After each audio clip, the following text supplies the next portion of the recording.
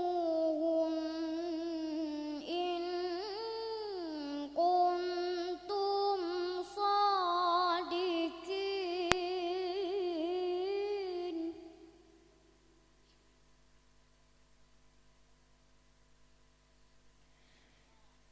فإن كذبوك فقد كذب رسل من قبلك جاءوا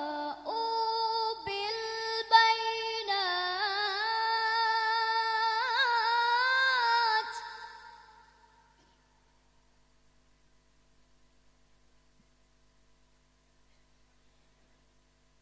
فقد كذب رسل من قبلك جاءوا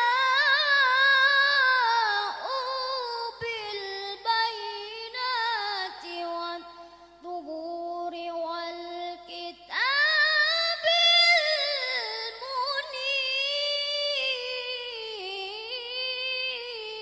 المنير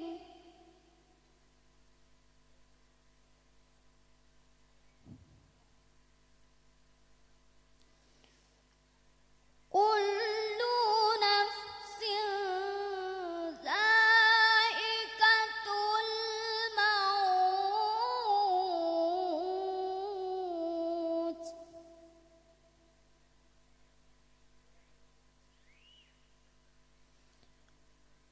وإنما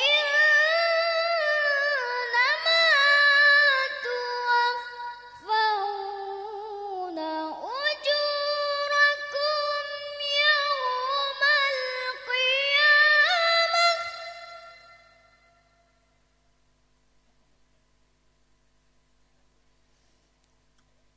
فمن زحزح عن النار وأدخل الجنة فقد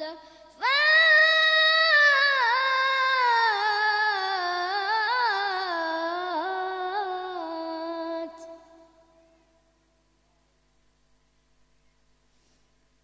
وما الحياة الدنيا إلا متاع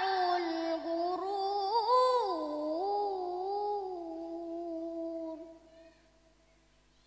صدق الله العظيم.